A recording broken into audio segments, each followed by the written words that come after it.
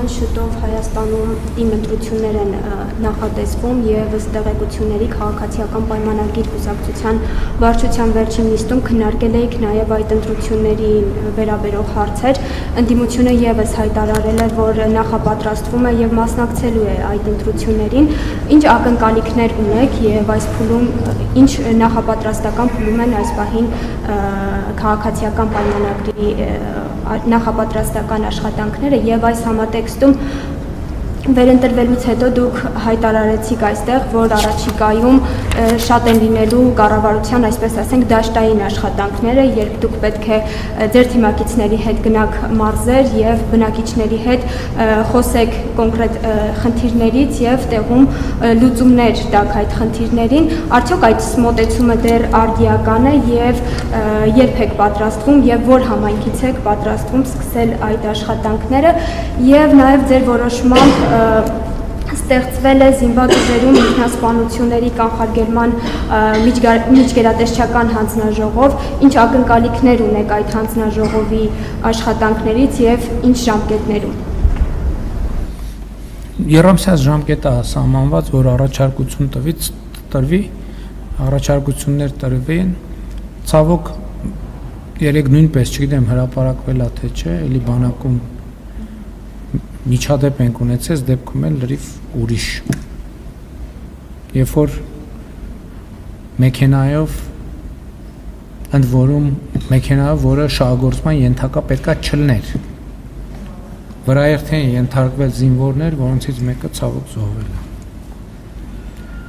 Եվ այս դեպքն էլ է նրա մասին, թե մեր խնդիրները ինչ համակարգային նշանակություն ունեն։ Ես հիշում եմ, չգիտեմ այդ մասին հրապարակային առիթ ունեցել եմ խոսելու թե չէ, երբ որ բարեկային ծառայությունը մտնում են, հանրապետությունից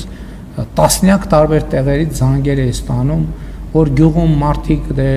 խոտ են տանում, բան այդ մեքենաները պետք չի համարու պահանջել, տեղ զննում պահանջել եւ այլն, բայց գոնե լավ էր, որ մենք այդտեղ բանի չգնացինք եւ ասցինք, չէ, պետքա ի վերջո պետքա վերջ տրվի այդ ամենին, բայց այդքանից հետո sense դեպք ենք ունենում, երբ որ շահագործման ոչ ենթակա մեքենան բարձում են, քիչ չի վարում են, մի հատ էլ բարձում են եւ մի հատ էլ այդ միջադեպն է տեղի ունենում։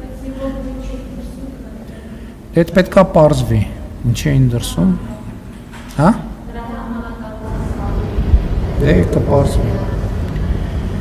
Դաշտային աշխատանքները, դաշտային ասելով չգիտեմ ինչ նկատի ունեք, բայց սկսել ենք մենք արդեն, ես ընտրություններից հետո շաբաթվա մեջ առնվազն մի օր չեմ գալիս այս շենք եւ աշխատում եմ շենքից դուրս, տարբեր տեղեր գնալով, մարդկանց հետ շփվելով եւ մի մասը լուսաբանվում է, ինչ որ հատված կա երևի չի լուսաբանվում, այնպես որ դա իհարկե, դա շատ կարեւոր բան է։ Նաեւ սկզբունքային է, որ մենք այդ շարունակելու ենք։ Դիմ ընտրություններին ինչ ակնկալիք են ունենում։ Մենք միայն նախորդ նիստին չենք քննարկել։ Նախորդին էլ են քննարկել, նրան էլ հաջորդին էլ են քննարկելու, ենթադրում եմ մյուսին էլ։